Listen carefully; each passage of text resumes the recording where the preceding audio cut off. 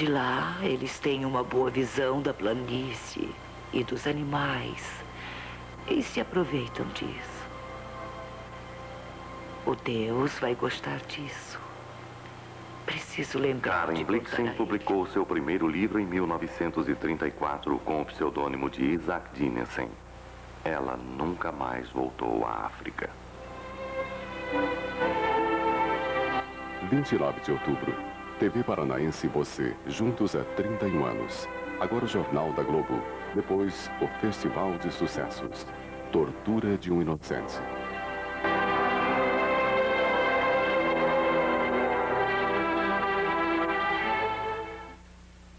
E a Terra se alinham para produzir um espetáculo maravilhoso das correntes. Todos os anos, estas forças levam grandes ondas do Atlântico em direção à foz do rio Amazonas.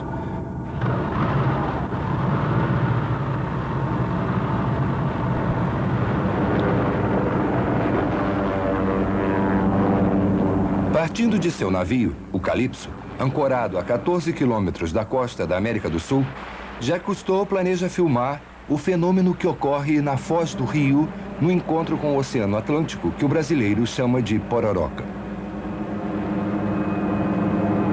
Jornada aos Mil Rios. Quando uma corrente extremamente forte, vinda do mar, atinge a foz do rio, transforma-se numa onda enorme, que com grande força carrega as águas para o rio contra a corrente. As ondas formam estranhos desenhos geométricos quando batem nos bancos de areia ainda no mar.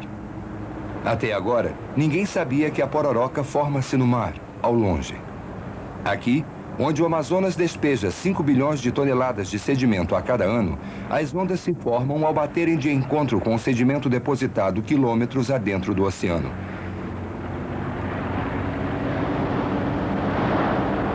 As ondas sobem a 3 metros de altura antes de baterem contra os bancos de areia. Com um barulho ensurdecedor, as ondas estouram. Este fenômeno certamente modificou uma parte da costa brasileira.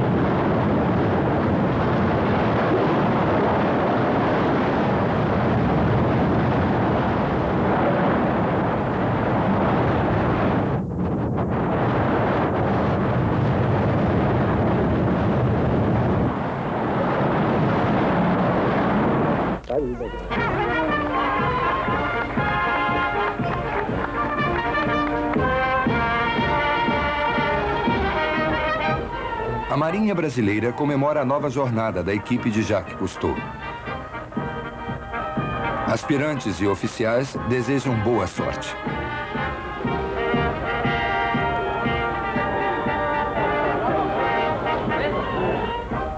A equipe vai zarpar do porto de Belém, no Amazonas, e enfrentar o inesperado desta selva primitiva.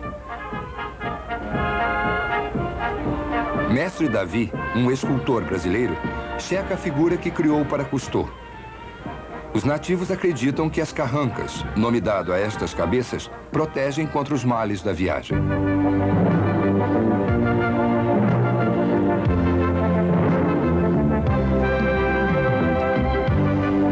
que possa adentrar os mistérios deste mundo, a equipe tem uma tarefa de exploração. Vai navegar pelo maior rio da Terra, com seu volume de água superior a dos 8 maiores rios juntos. Em alguns pontos, ele atinge quilômetros de largura, com uma profundidade superior à alcançada por mergulhadores marítimos sem o uso de equipamentos. Os planos de Cousteau são ambiciosos. A equipe não vai apenas navegar pelo rio, mas vai avaliá-lo, estudar suas águas e animais. E, mais uma vez, o helicóptero é utilizado para examinar a relação entre a água e a vida nesta interminável floresta aquática.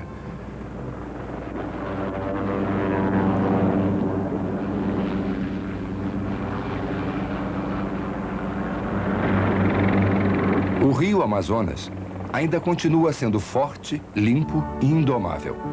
Alimenta a maior floresta de todas.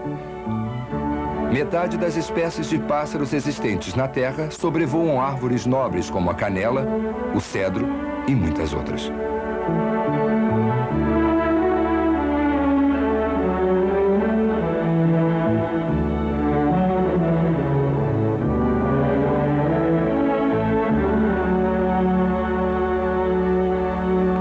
Milhares de afluentes cortam a selva, 10 deles maiores que o Mississippi.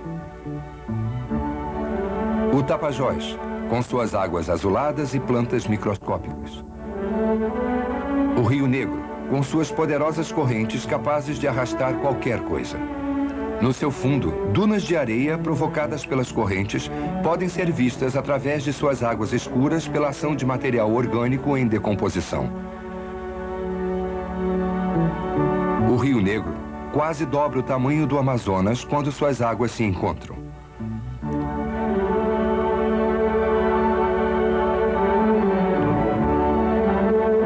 Num eterno ciclo, vital em sua essência, a água passa pelas árvores, dali para as nuvens e depois para os afluentes.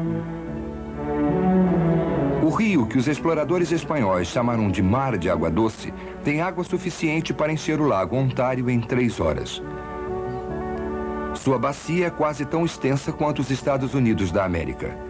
Suas águas são favorecidas por chuvas que duram 5 minutos. O Oceano Atlântico evaporam por causa do sol equatorial.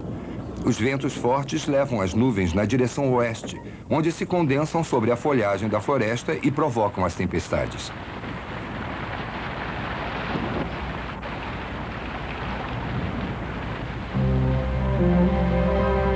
Em média, esta bacia recebe por ano 2.000 milímetros de água.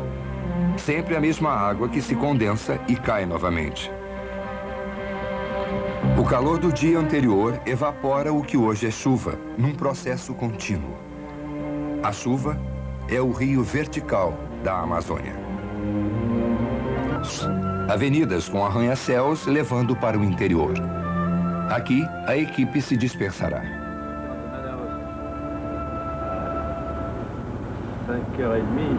Cousteau acerta um itinerário com Raymond Cole, que vai liderar uma expedição por muitos quilômetros na direção do centro da floresta.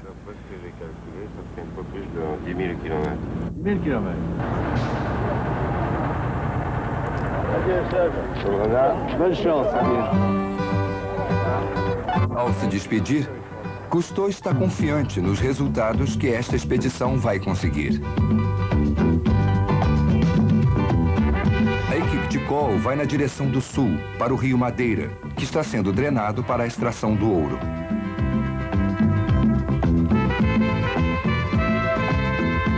O Calypso vai navegar para o interior, coletando amostras da água e dos animais da Amazônia. Sendo o quartel-general de toda a missão, o navio está usando um sistema de satélite para que Cousteau faça contato com as outras equipes.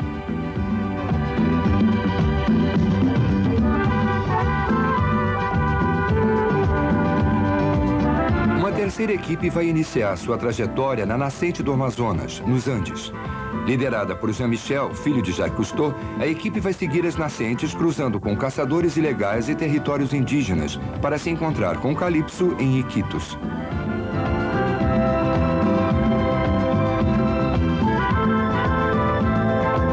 Juntas, essas 3 equipes vão cobrir todo o curso do Amazonas, com 6.400 quilômetros.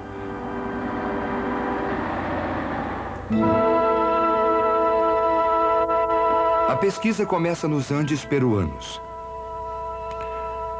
Antes de começar a expedição, a equipe monta acampamento numa montanha 3.200 metros mais alta que o Mont Blanc, o maior pico dos Alpes na Europa. Pela manhã, suas tendas terão congelado. Neste lugar, onde os incas acreditavam terem nascido seus ancestrais, o ar fino chega perto das temperaturas polares.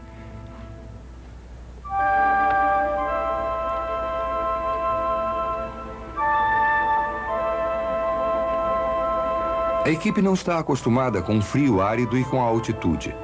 Apesar disso, o moral dos homens se mantém alto. Seu objetivo, o cume do Monte Misme, a mais longínqua fonte de recursos do Amazonas. Alguns estudiosos dizem que os Andes, formados a partir da colisão de plataformas geológicas, condensaram as águas da América do Sul, formando um mar dentro do território. Com a erosão da costa leste, este mar teria descido na direção do Atlântico, formando o rio Amazonas. Os Andes ainda se movem. Penhascos que se desprendem sobre o peso dos homens, tornando o caminho muito perigoso. Jean-Michel, com seu boné de lhama, presente de um criador peruano, sabe que a subida será extremamente difícil para a equipe, formada por marinheiros e não por alpinistas. O peso que carregam se faz sentir. Caminham 10 minutos, descansam 5. Transpirando, sedentos pelo oxigênio muito rarefeito.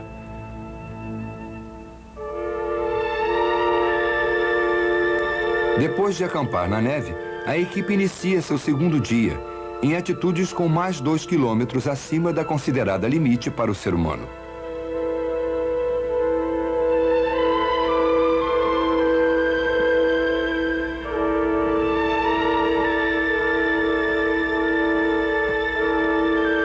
Nenhum dos homens apresenta os sinais de tontura e dores de cabeça que podem ser fatais e que são sintomas da doença da altitude. Mas existem outras dificuldades. A neve que derrete, a diferença de temperatura das sombras geladas contrastando com o sol escaldante. Seus rostos e narinas estão completamente ressecados pelo frio intenso. Ao respirarem rapidamente, exalam quantidades enormes de vapor de água. Não há nada para beber. Eles chupam gelo.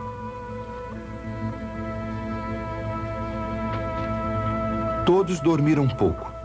A comida está gelada demais para ser consumida. Mas ninguém quer desistir.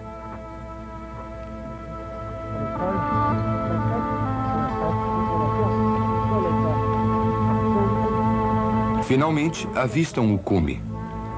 A terceira expedição a esclarar o Misme em tempos modernos. Eles sabem que os incas passaram por aqui em eras passadas.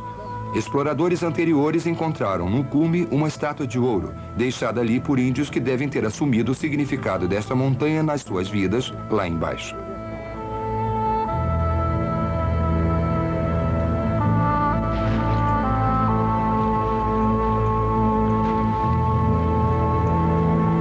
Os homens escalam o pico. Passos rápidos e espíritos alegres. Talvez seja a altitude ou a fadiga. Mas quando se aproximam do cume, Jean-Michel é tomado de emoção pela grandiosidade da natureza. Em eras passadas, os ventos fortes, as chuvas e a crosta da terra uniram-se geologicamente para formar o maior rio do mundo.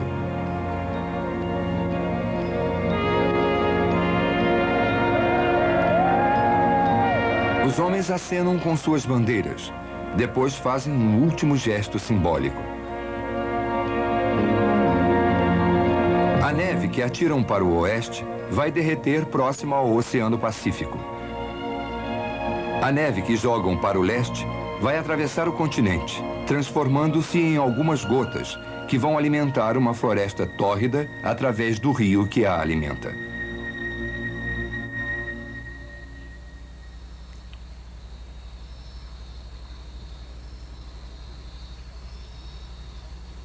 Muitos quilômetros para o interior, a selva absorveu toda a água de que necessita. A água escorre das folhas e retorna ao céu em vapor, que vai de novo molhar a terra durante a madrugada.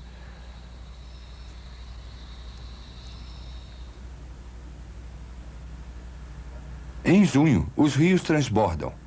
O Amazonas invade a terra, submergindo as árvores desta vasta floresta.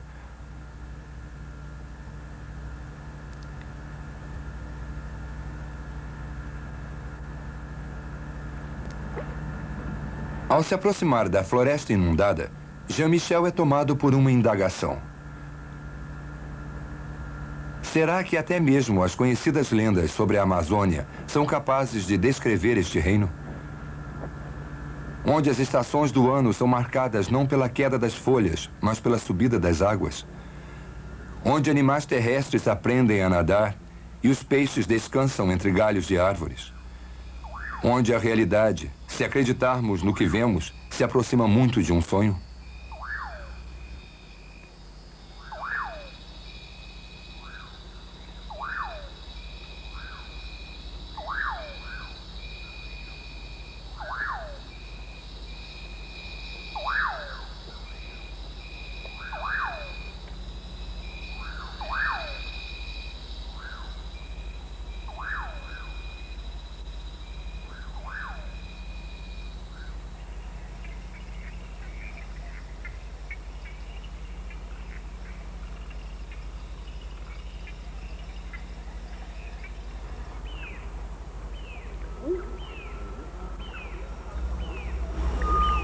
O tempo parece ter parado. Jacques Cousteau sente-se deslocado, dirigindo o Zodiac, usando um relógio de pulso neste mundo pré-histórico. Geologicamente, a floresta amazônica é um evento recente. A paz, o calor e a água formaram um domínio mais rico do que o mar, mais intrincado e frágil. Em tempos remotos, todo o globo era tão abundante em vida quanto este novo território virgem.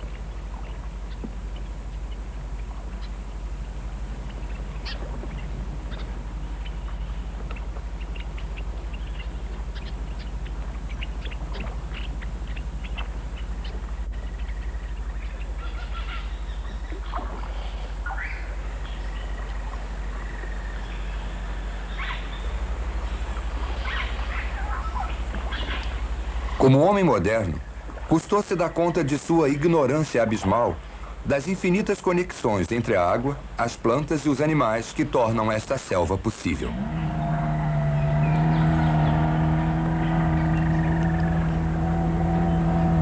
A floresta e o rio refletem, precisamente, as suas necessidades, cada um doando a sua fertilidade para alimentar a vida, acima e abaixo das terras inundadas.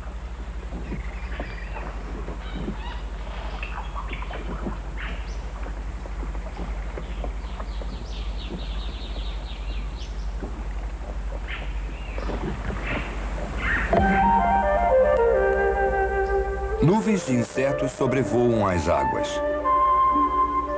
Eles servem de alimento para os peixes. Os animais terrestres que se alimentam destes peixes vão um dia fertilizar a floresta.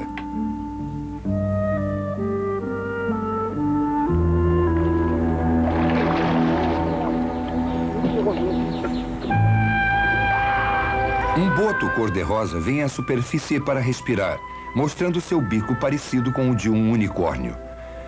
Jacques Cousteau já viu centenas de golfinhos no mar. Mas este animal nada por entre o topo das árvores. Esta bizarra criatura parece ter escapado à evolução, escapando para a floresta, escondendo-se do tempo.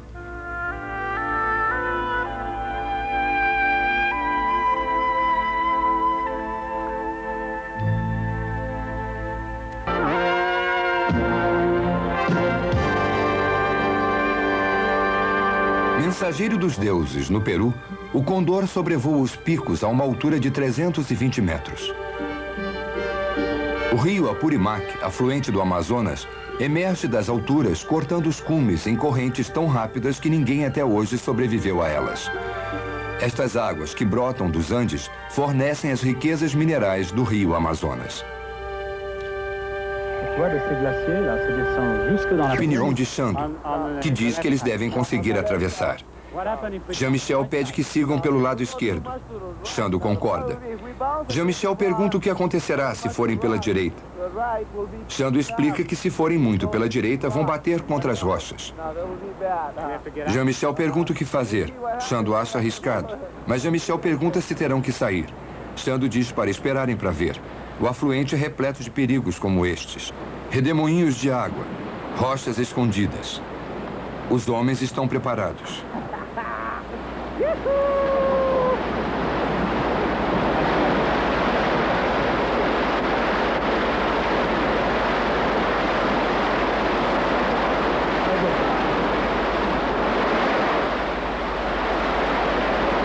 O primeiro tranco atira Dominique Sumian para fora da balsa.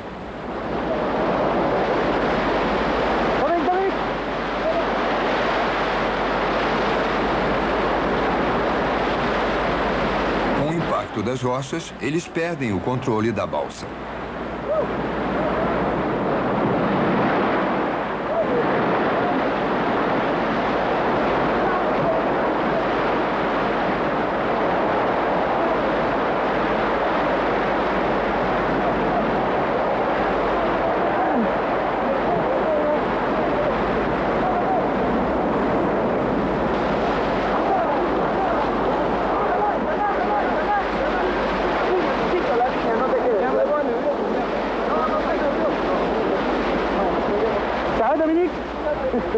Dominique está bem. Esteve submerso durante 20 segundos e diz que pareceu durar 1 minuto. Pareceu uma eternidade. Por 2 vezes ele conta que tentou sair, mas estava debaixo da balsa e teve que se manter com pouco ar, já muito fino pela altitude. Os homens chegam ao seu destino. À sua frente, o perigoso Vale Profundo. Estando próximos de uma nascente térmica, observam as bolhas vindas das profundezas da montanha vulcânica. Exauridos pela tensão e esforço, eles mergulham nestas águas quentes para relaxar.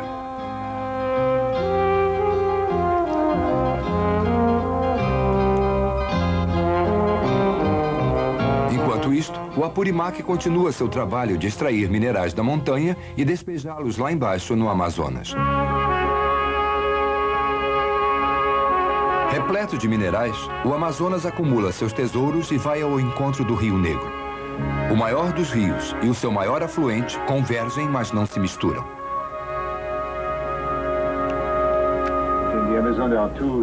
Juntando-se e se misturando com volumes de água imensos. O rio Amazonas é extremamente rico em nutrientes, cheio de plâncton que alimenta os peixes. O Rio Negro é mais transparente, porém pobre em nutrientes e altamente ácido pela queda das folhagens. Cousteau envia mergulhadores para estudarem as águas. No encontro destas águas, a acidez se dilui. O sol desperta as sementes da vida. As algas surgem. Peixes de ambos os rios se juntam. Som do calypso. Yves Lotnica grava o som dos peixes.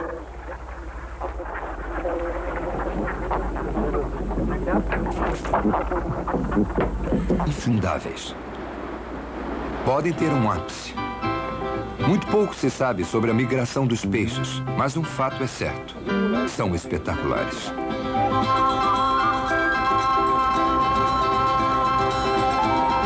Levados pela alta e baixa das águas, os cardumes atravessam o rio. Podem ir à procura de alimento ou de areias mais firmes. Não importa a razão, milhares de peixes se juntam. A migração é conhecida como piracima. Quando as águas começam a baixar, os cardumes saem dos afluentes e nadam para o Amazonas, onde vão procriar. Quando as chuvas começarem, farão de volta a longa jornada para a floresta e para a nova inundação. A luxúria da selva amazônica é intrigante.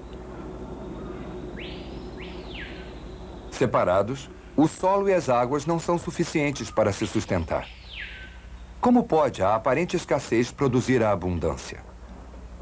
Cousteau e seus mergulhadores vão procurar as respostas abaixo das águas da floresta inundada.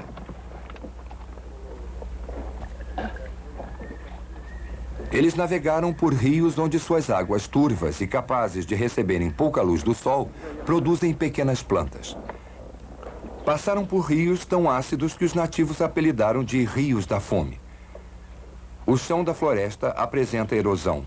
Apesar disto, a vida à sua volta é exuberante. O solo oferece a resposta a esta indagação. Abaixo da superfície, todos os elementos da floresta se unem. Os animais, os peixes e folhagens. Até mesmo os Andes ajudam a criar esta exuberância.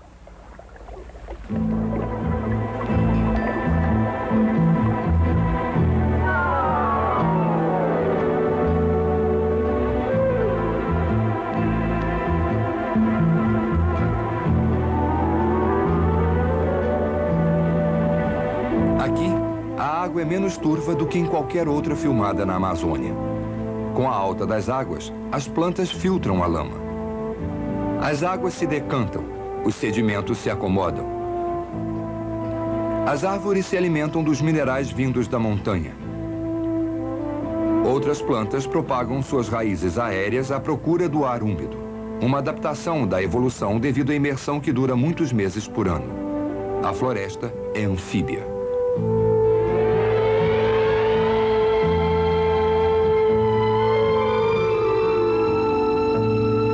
O mundo submerso parece não ter chão. Os mergulhadores descem 12 metros, equivalentes a 4 andares, para alcançar o chão.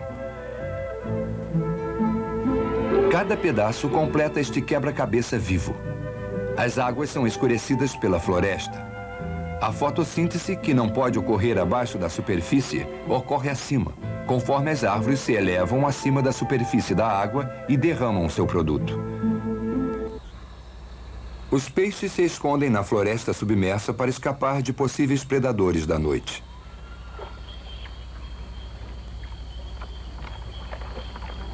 Nas noites sem luar, as criaturas aquáticas são mais calmas. O pescador Adalberto Moreira usa uma lanterna presa ao boné e navega pela floresta. Atacando com a perícia que anos de prática lhe conferiram, ele vai à caça de sua presa.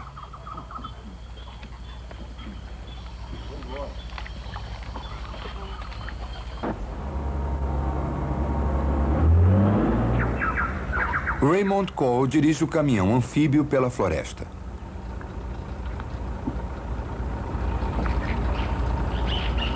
Durante o dia, os homens mergulham, onde durante a noite, Adalberto pesca piranhas.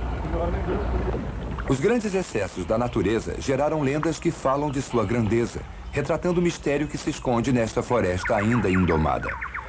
Os homens esperam separar a realidade da fantasia ao descrever as notórias piranhas.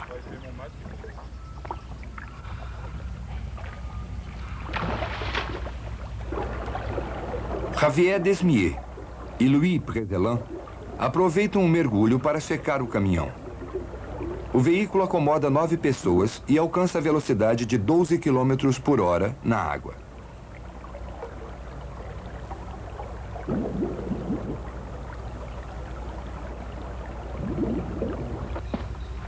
Os homens estão prontos para atacar sua presa.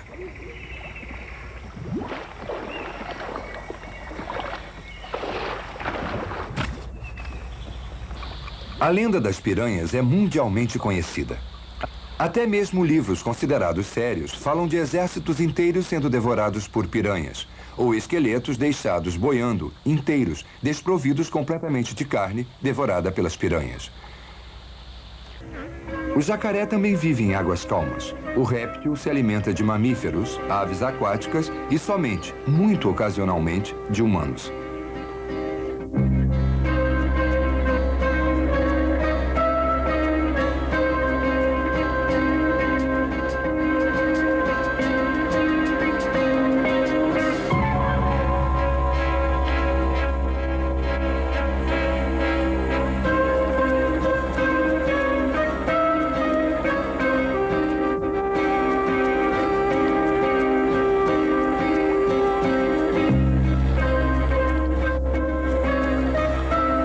Reconhecida no mundo inteiro como sendo a maior de todas as cobras nas Américas, a maior jiboia encontrada media 5,40 metros.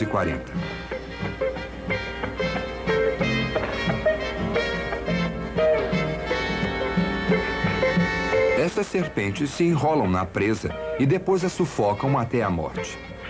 Aos humanos, só apresentam perigo quando crescem demais e conseguem agarrar o braço ou o pescoço.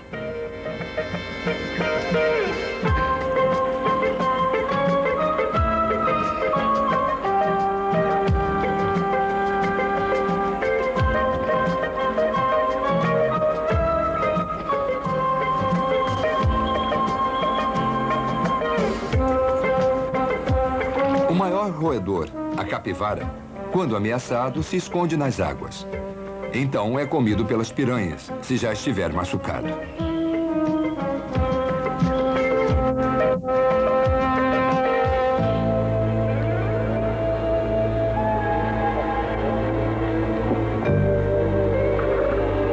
Piranha.